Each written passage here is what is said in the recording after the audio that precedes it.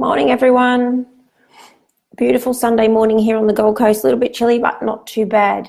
So we have a lot to get through this morning. I'm going to announce our Movement That Matters project and how you can get involved in that.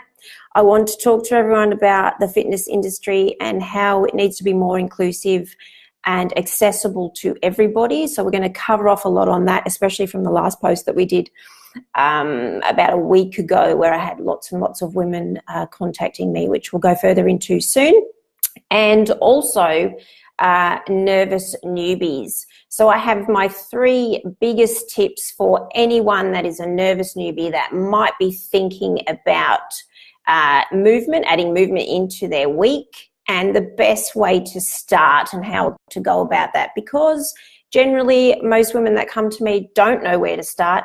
And so that's where we set them off with just some really simple tips that they can follow to get them started with movement. Okay, so the first thing we're going to look at today is the accessibility and inclusivity of the fitness industry. So last week you may or may not have seen my post that I popped up regarding how we can get more accessibility and more inclusivity in the fitness industry. So it is a big passion of mine. I feel that there are a lot of ways that the fitness industry lets down people that want to begin in fitness and don't know where to start. So I had a lot of women from all around the world contact me about that and give me their thoughts, give me what has they have felt. Hey, Carmen, hope you can hear me. Just let me know if you can. And, you know, they really reached out and told me some of their stories, which I think most of us have had a story that relates about how the fitness industry has let us down in some way. So some of these women were saying to me that they feared looking stupid. They feared that they were being degraded. Hey, I'm glad you can hear me. Thanks for joining. That they've been pushed too hard when they weren't ready. This is one big thing that I see all the time, is women being pushed way too hard before their body is ready to be pushed in that way. And if you don't want to be pushed, you don't have to be pushed. So that was a massive one. Not being listened to was another one. Huge issue that trainers and fit pros just don't listen to what these people are telling them. So, you know, you're in charge of your body. You know your body better than anyone else. So fit pros really need to open their ears and listen more and be more empathetic. Hey, Michelle. Good morning. Hope you've got coffee or equivalent. The images and messages that come through from the fitness industry that their body is not enough. So, you know, images of women in that, you know, have bodies that are societally accepted. What about just images of women that are all different shapes and sizes, doing all different sorts of movement and enjoying movement? I think there needs to be a lot more of that in the industry, especially when you go into gyms and they've got those great big posters on the wall. They can be very confronting, especially for women that are wanting to start their fitness journey, but, you know, walking into a gym and seeing those images are very, very confronting. So ridiculous nutrition supplements are another thing. You know, generally you don't really need to take them. You don't need those sorts of things in your life. Just good, solid fruit and veggie intake, meat, you know, the simple things are the best way to go about it. And then women just say, you know, it all gets too confusing and too hard because there is always some crazy scheme out there that is going to be the best thing for them. So it can be very, very, very difficult for a woman to start in the fitness industry. Yes, Carmen, I agree. It should be for all shapes, sizes, and fitness levels. And it is up to us to open the door to these women and say, hey, you can come in, you can get a good workout at your level, and we will meet you at your level. We understand where you're at. And let's go slow with this. So it's really important that women in our industry, Carmen, you're a trainer as well, that let the accessibility and the inclusivity come through for anyone that wants to join. So from there, then there's a couple of things that I'd really like to just touch on, and I really would love your input if you are watching, is how better can we break down the barriers? So as I just spoke about, how can we break down those barriers? What are different ways that we can think about breaking them down? Simplifying movement as much as possible and understanding the woman's body requirements. So if she is a woman in a larger body, she's not going to be wanting to jump around and get up and down on the floor if she hasn't been working out before. Her muscles aren't ready for that.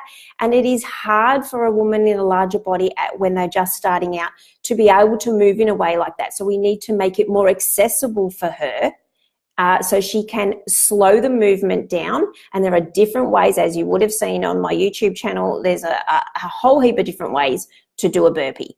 So, you know, we can still schedule the burpee in, but how about we just bring it back to a simplified level? Hey, Jodes, you're listening on the go. Good on you. Okay, so the other thing was freedom from societal expectations. So as we talked about just before, not worrying about seeing all these images of societally accepted bodies. What about seeing images of all sorts of different shapes and sizes? And I know there's some awesome companies out there that are actually really good at getting on with that and doing that. And I think that is absolutely amazing, getting those great big posters up of all different body shapes and sizes. Education and awareness on movement is another one. You know, again, going back to looking at the person in front of you, what she can actually achieve, and then working with her and her body so she feels comfortable and is able to achieve a win in that session. So she can see where her body isn't letting her down is really, really important. Because most often women that come to me think that their body has let them down and that they can't do certain things. So if we show them what they can do, then they walk away feeling, you know, so much better about themselves. And that's the key point in a session, is making a woman feel better than what she did when she walked in, always. So, yep. And then the other thing is that movement is fun. Movement should be fun. It should be amazing. It shouldn't be too hard. It shouldn't be, you know, so bad that you are totally exhausted when you move, when you walk away. Movement should be fun in a group or in a private setting or in a just at home, whatever you want to do. So that brings me to my Movement That Matters project. So I've just started this today. You are watching, you're getting an exclusive first look at what it is. So what it is that you will sign up for the Movement That Matters project. There is a hashtag involved, Movement That Matters. I will pop the link down the bottom in the comments so you can sign up to this. All I want you to do is do your movement that you do. It might be a walk, it might be a paddle board, it might be kicking the ball with the kids, it might be playing with the dog. Whatever it is, yoga, I don't care. Post the photo up in your Insta or in your Facebook with the hashtag Movement That Matters, and then either tag Me Active Mind Body Life or Me P Training if you're on Instagram, and then just a little blurb about why your Movement That Matters is so much fun. Then you will go in the draw to win not one, but 2 private training sessions with me, either face-to-face or online, so anyone in the world can enter this competition. So if you are interested, the link will be in the comments in the bottom when I get off here. You can just put your email address in there, sign up, and then you will get an email explaining what you need to do, which is all really simple. And then from there, we will start posting photos up. So I want to see as many photos as we can of all different women, all different body shapes, all different abilities and sizes, enjoying movement that they love. So let's flood our feeds with that, show the world what we can do, because it's not always just about going into the gym and doing something that is a planned session. It is about so many different ways that you can move your body. Okay, my 3 top tips for a nervous newbie that wants to start working out and doesn't know where to start. So number 1 is go slow, really slow. So just starting out with something really, really easy to do. Don't feel that you need to rush into this at 100 miles an hour and start lifting heavy weights around, because your body won't respond very well to that. So I want you to come back, start slow, and work your way forward. Number 2 is keep it as simple as possible. So keep it really, really simple. I don't want you to think that walking isn't enough, because walking is an amazing tool that we can use every single day. Go out for a walk, enjoy the walk, enjoy being out in the fresh air. And at the moment, the Gold Coast is beautiful. It is just crisp in the morning. So get up, go for a 20, 30-minute walk if you can. And number 3 is all movement matters. So it doesn't matter if it's a 5-minute walk. It doesn't matter if it's an hour walk. It doesn't matter if it's 2 minutes of yoga or stretching or whatever you feel you need to do, or playing out in the backyard with the dog. It all counts and it all matters. Okay, so if there's no questions or anything on that, I will leave you to it. Have a beautiful Sunday. Jodes, I hope you're doing your Woolies shopping, you're getting that done. And thank you very much for joining, everyone. Have a lovely Sunday. Bye.